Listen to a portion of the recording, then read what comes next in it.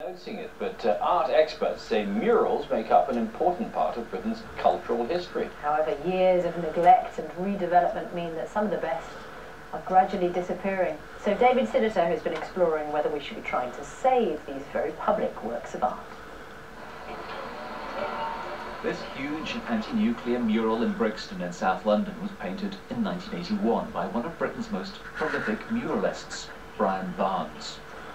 It had a fiery baptism of, waste of public money and that kind of thing, and controversy about frightening children and not being part of the community.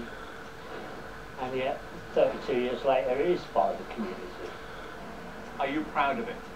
Very well, because you've got the American flag. You've got interesting people coming around here, taking pictures of it, spending most of their daily time as a view for the public.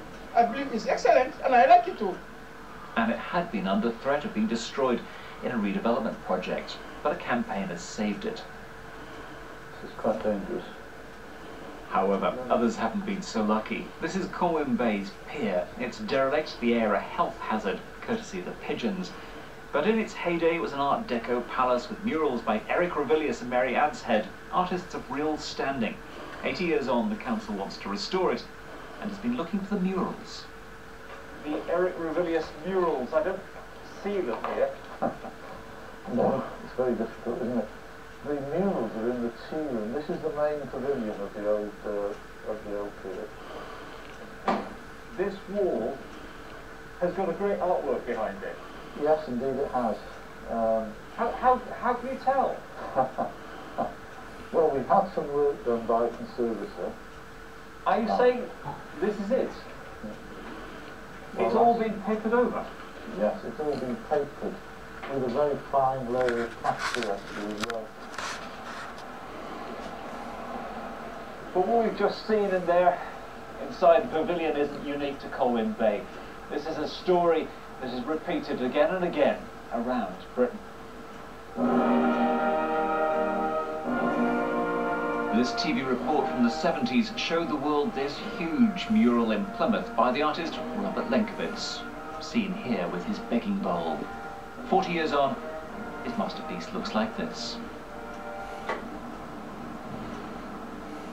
Some, though, have survived. This exhibition of murals that have been rescued is taking place at the Fine Arts Society in London, remnants of an era of art for the people from the 40s to the 70s.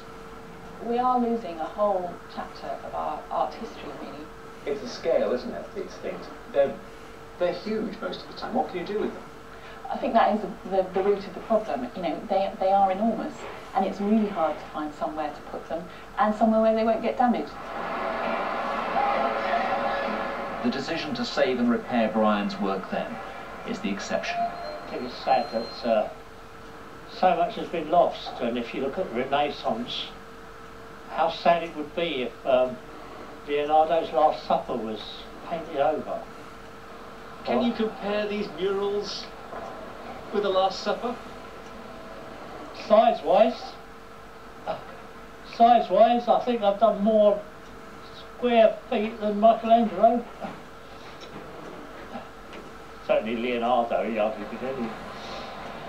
David Sillito, BBC News, Brixton. You've got a pendulum indoors, you see, that's the secret. That was the secret. Just come up to 7 o'clock later on Brixton.